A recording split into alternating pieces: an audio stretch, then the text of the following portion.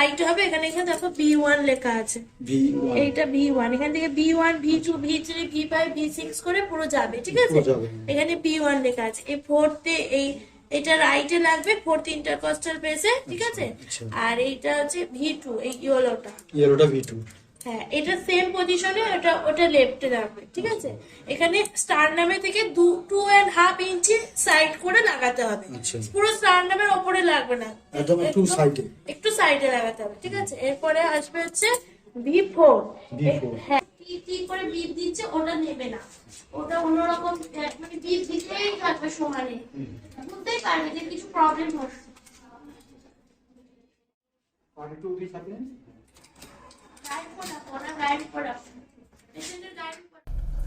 নমস্কার বন্ধুরা, WB pharmacy YouTube চ্যানেলে আপনাদের সকলকে আবারও স্বাগতম। আজকে আমরা একটা নতুন ভিডিও নিয়ে উপস্থিত হয়েছি, যে ভিডিওটি খুবই গুরুত্বপূর্ণ। এই ভিডিওটি একটি রোগ নির্ণয় সংক্রান্ত ব্যাপারে, যে রোগ নির্ণয় সংক্রান্ত ব্যাপারটাকে বলা হয় ইসিজি। ইসিজি কথা মানে হলো ইলেকট্রোকার্ডিওগ্রাফ, যাকে বাংলায় বলা হয় সহজ কথায় ইলেকট্রো কথার বৈদ্যুতিক, কার্ডিও কথা মানে হচ্ছে হৃদয় অর্থাৎ হৃৎপিণ্ড, এবং গ্রাফ কথা মানে হচ্ছে লেখ বা রেখাচিত্র। অর্থাৎ ইলেকট্রোকার্ডিওগ্রাফ কীভাবে করা হয় সেই পুরো প্রসেসটা আপনারা আজকের এই ভিডিওটি থেকে জানতে পারবেন। তার আগে বলে রাখি, যদি প্রথমবার আপনি আমার ভিডিওটি দেখছেন তাহলে অবশ্যই চ্যানেলটিকে সাবস্ক্রাইব করবেন, ভিডিওগুলিকে লাইক করবেন এরকম ভিডিও সবার আগে পাওয়ার জন্য।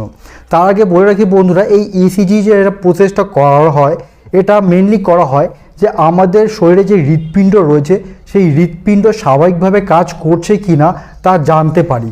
এই ইসিজি করার পর আমরা রোগ নিরাময় করার চেষ্টা করতে পারি। যদি কোনো কারণে অস্বাভাবিক হৃৎস্পন্দন হয়ে থাকে, হার্ট রেট যদি কম বেশি হয়ে থাকে, তাহলে সেটাকে ট্রাকিকার্ডিয়া এবং ব্রাডিকার্ডিয়া বলা হয়।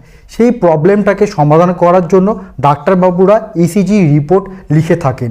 এই ইসিজি করার প্রসেসটা সম্পূর্ণ ভিডিওটিতে দেখানো হয়েছে, এবং এই ভিডিওটিতে যিনি আমাকে সাহায্য করেছেন সেই ম্যাডামটির নাম হচ্ছে অঙ্কিতা বল। তিনি কলকাতার বাসিন্দা, বর্তমানে তিনি এই ডিপার্টমেন্টে কাজ করে থাকেন। তার সহযোগিতায় আজকের এই ভিডিওটি আমি আপনাদের সঙ্গে শেয়ার করতে পারছি। তো বন্ধুরা, সম্পূর্ণ ভিডিওটা দেখবেন এবং ভিডিওটি অবশ্যই লাইক করবেন এবং শেয়ার করবেন, এবং ভালো লাগলে অবশ্যই জানাবেন। তো পুরো ভিডিওটা দেখে নিন।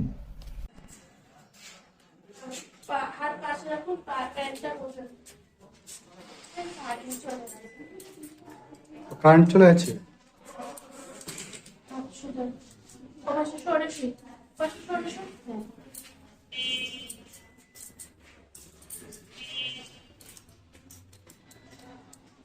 দেখো, এখানে স্টার নাম আছে আমাদের, ঠিক আছে। এখানে আমাদের এখান থেকে গুনে 1 2 3 4 নম্বর রিপে আমরা লাগাবো মধ্যিখানে, ঠিক আছে।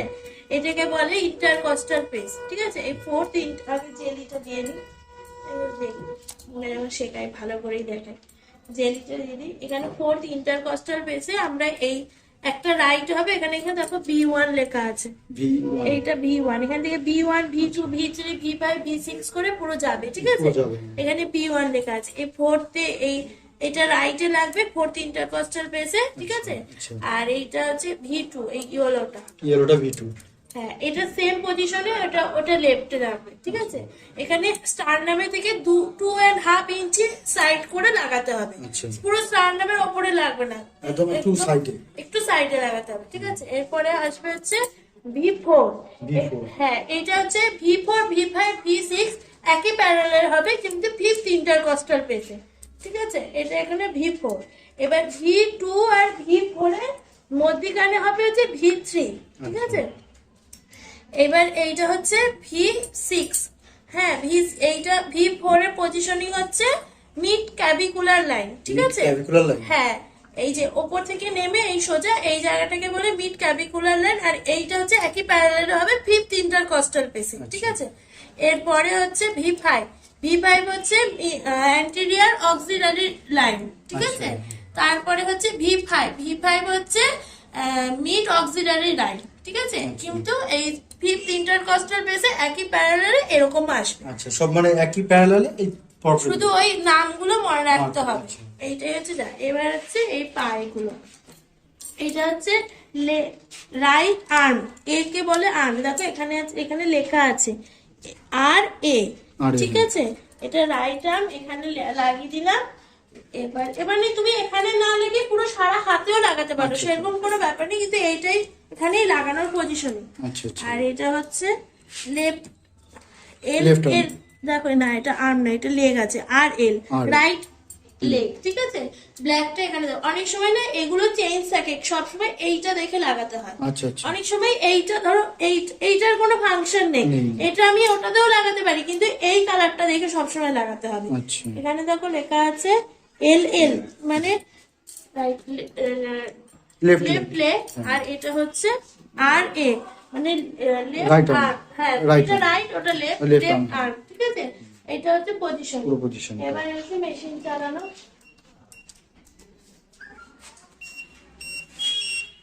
এবার সব মেশিনে নানান রকম নিয়ম আছে।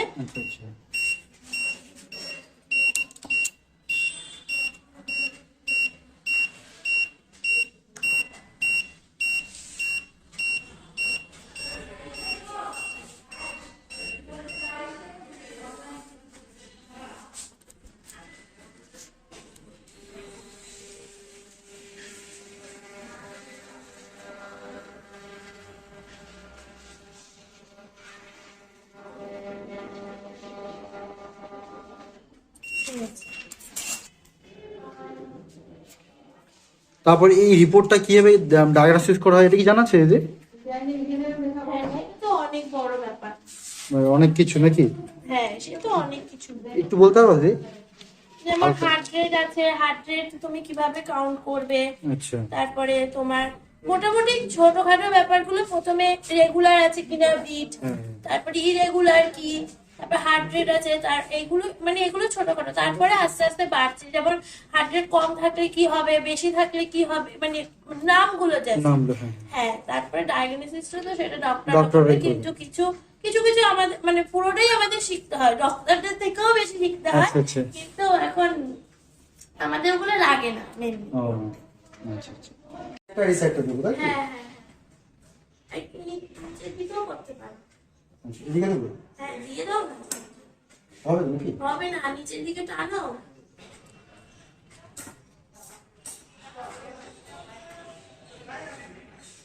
কালি সেটা তো পড়বে না? হ্যাঁ হবে নাকি? হ্যাঁ, কালি সেটা দিতে হবে?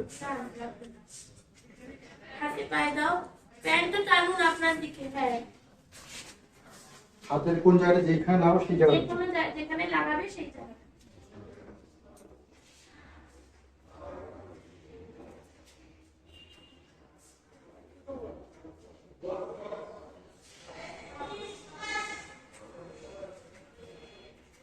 যদি হাতে বাড়াটা থাকে তাহলে সেক্ষেত্রে খুলে রাখতে হবে। সেক্ষেত্রে চুড়িটা সামনের দিকে টেনে একটু উপরের দিকে লাগিয়ে দেবো, তাহলেই হবে।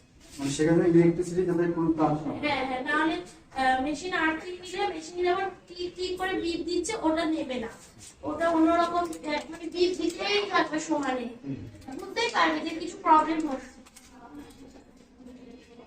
আর একটু উঠে থাকে গাইড করে রাখো, ওটা গাইড করে রাখো, পেশেন্টের গাইড করে রাখো। গাইড করে রাখো? হ্যাঁ, অনেক অসুবিধা হবে।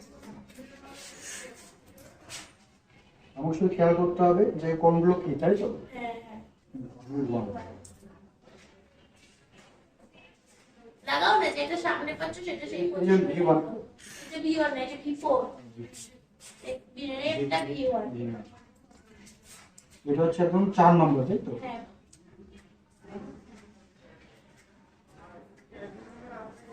4 তার 5 এর মিডিলে, মানে হিসাব অনুযায়ী তাই।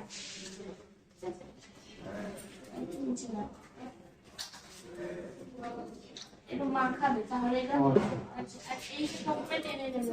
আচ্ছা, টেনে নেবে, এটা মাখিয়ে নিলে তাহলে ওই এসব রাখা। এটা V6,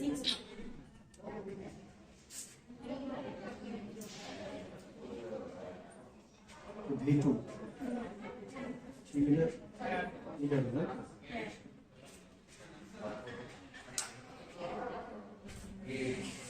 একটু লোন বিষয় চুলের জন্য না এই প্রবলেম করছে। V6 এরা এই জন্য টিএমটি করার সময় হেয়ার রিমুভ করে আসবে। টিএমটি করার সময় তো পেশেন্ট দৌড়ায় না, এরপর আরো নিচে হবে, কারণ V3 বসবে দুটোর মধ্যে থাকবে। হ্যাঁ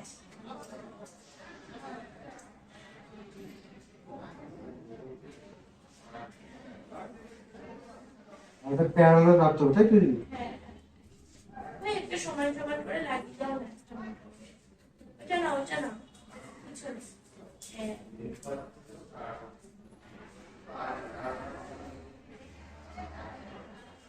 তোমাদের বাড়ি কোথায়? তোমাদের দুজনে? আমার এখান থেকে 7 কিলোমিটার। আমার এখান থেকে 10 কিলোমিটার। এই মেট্রোলনের মধ্যে কোথায় যাবে? সিসেটা সিসে নিচে।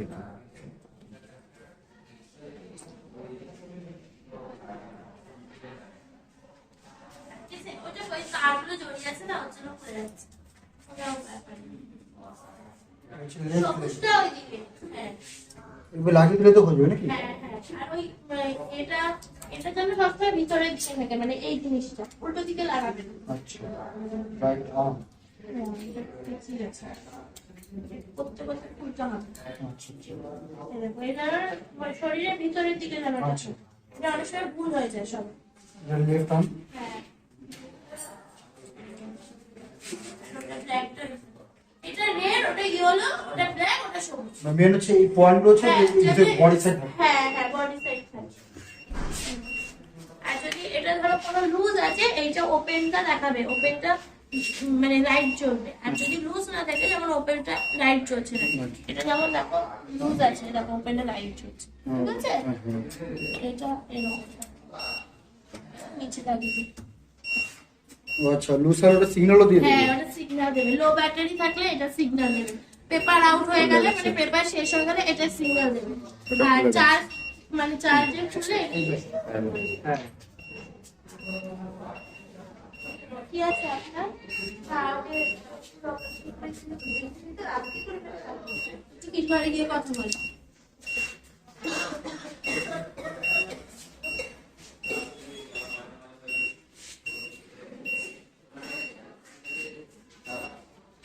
এক্ষেত্রে পেশেন্টের বডি শক্তের তো কোনো প্রবলেম তো হয় না?